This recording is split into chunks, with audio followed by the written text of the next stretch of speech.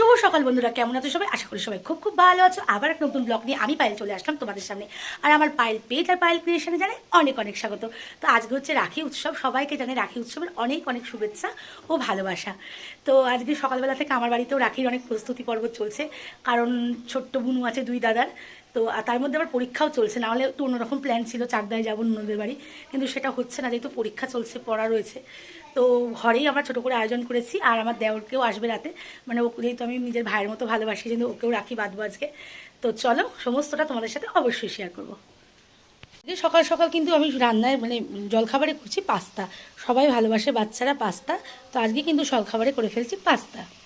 তো এই যে আমার বড় ছেলে চলে এসেছে, আর আমার মাম্মাম একদম রেডি, দাদাকে রাখি বাঁধবে বলে একদম রেডি।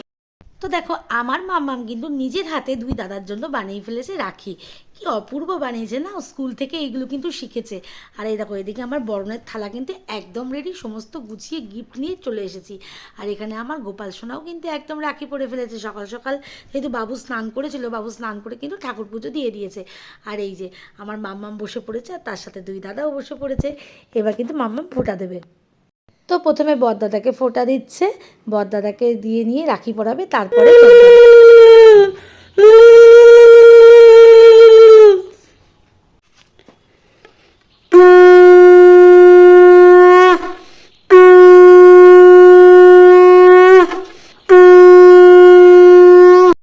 তো দাদাও আশীর্বাদ করলো বুনুকে। এবার কিন্তু দাদার হাতে ওর যে রাখিটা তৈরি করেছিল সেটাই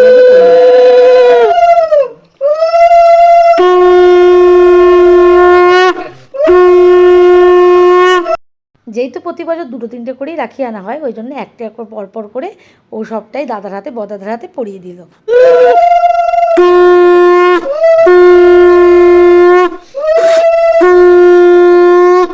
আর বড়দাদার পরেই ছোটদাদার পালা। এই যে এবার ছোটদাদাকে আশীর্বাদ করে দিল ছোটদাদা, দিয়ে বুনুকেও আশীর্বাদ করছে, বুনু আবার দাদাকে টাপ দিয়ে দিচ্ছে। যেহেতু ছোট্ট মানুষ তো তাড়াহুড়ো করে তো ঠিক পারছে না, তো আস্তে আস্তেই করছে। দাদার হাতে একটা একটা করে ছোটদাদার হাতে রাখিগুলোও পরিয়ে দেবে।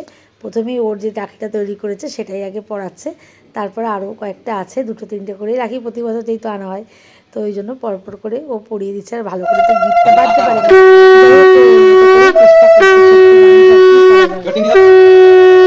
তো রাখি পরানোর পর্ব শেষ। এবার হচ্ছে গিফটের পালা। আমার মাম্মাম কিন্তু দুই দাদাকে দুটো গিফট দিয়ে দিল, আর এইবার দুই দাদা মিলে মাম্মামকেও কিন্তু রাখিটা পরিয়ে দিল। কিন্তু দুই দাদার আদরের একটা ছোট্ট বোন, ওই জন্য ওকেও রাখি পরিয়ে দিল দুই দাদা মিলে। তো দেখো আবার দুই দাদা গিফটও দিয়ে দিল, ছোট দাদা দিল চুড়ি, বড় দাদা দিল ক্যাডবেরি। মোটামুটি এবার পর্ব শেষ। এইবার হচ্ছে মিষ্টি খাওয়ানোর পালা। প্রথমে আমার মাম্মাম বড়দাদাকে মিষ্টি খাইয়ে দিল, তারপর জল। ছোট্ট মানুষ, হাতটা ছোট্ট ছোট্ট, আমারও বেশ ভয় লাগছিলো যে এইটা বুঝি গ্লাসটা পড়ে যায় কী হয়। তো কিন্তু খুব সুন্দর করে আস্তে আস্তে কাজটা করেছে। আর এবার দুই দাদা মিলে কিন্তু আবার বুনুকে খাইয়ে দিচ্ছে মিষ্টি। মোটামুটি এইদিকের পর্ব শেষ হলো। এইবার হচ্ছে ঠাকুমার পর্ব, মানে আমার ছেলে আর বড় ছেলে দিদির পর্ব। দিদি কিন্তু এবার দুই ভাইকে রাখি পরিয়ে দিচ্ছে। যে রাখিগুলো মেয়ে পরিয়েছিল সেগুলো তো মেয়ে ভালো করে গিফট বাঁধতে পারিনি, ওই জন্য আমি বললাম দিদি তুমি তো ওদের দিদিই হও, তুমিও একটু পরিয়ে দাও। আর এই যে মাম্মামকেও কিন্তু আরেকটা রাখি তো দিদি আবার পরিয়ে দিল।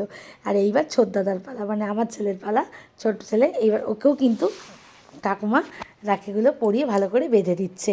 তো এইটাই কিন্তু আনন্দ, এই সবাই মিলে একটা আনন্দ হয়েছে এক জায়গায়, এটাই সবচেয়ে ভালো লাগে। কোনো একটা আনন্দ অনুষ্ঠান এটাই ভালো লাগে।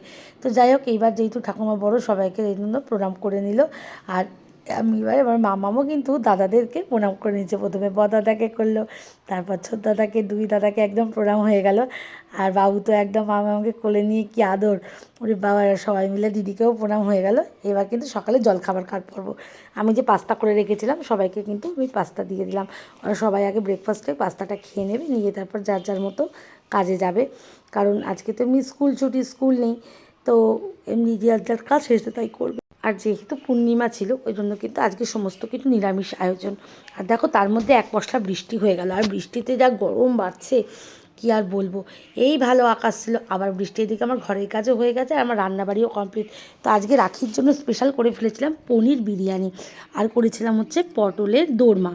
তো এই যে বিরিয়ানিটা তোমাদের সাথে শেয়ার করি, দেখো কি সুন্দর কালারটা এসছে না, মানে সবুজ ধনেপাতাটা আর বেরেস্তার কালারটা আর তার সাথে জাফরান মিলেমিশে এত সুন্দর একটা কালার এসছে। আর নিরামিষ বিরিয়ানি মানে যে বোঝাই যাচ্ছে যেটা নিরামিষ বিরিয়ানি এত সুন্দর হতে পারে, শুনে অপূর্ব ফাটাফাটি হয়েছে। তার মধ্যে আলু অবশ্য দিয়েছিলাম, বিরিয়ানি কিন্তু আলু ছাড়া অসম্পূর্ণ, আলু আর পনির দিয়ে কিন্তু বিরিয়ানিটা দুর্দান্ত হয়েছিল। আর এই যে হচ্ছে পটলের দোরমা, এটাও কিন্তু মানে সত্যি অসাধারণ হয়েছে, মানে বিরিয়ানির সাথে জাস্ট জমে গেছে, খুবই ভালো হয়েছে। আমরা সবাই মিলে একসাথে বসে কিন্তু দুপুরবেলা খাওয়া দাওয়াটা কমপ্লিট করে নিয়েছি। আর আমার দেওরের আসার কথা ছিল দুপুরে, কিন্তু ও আসতে পারেনি, ও আসবে রাতে।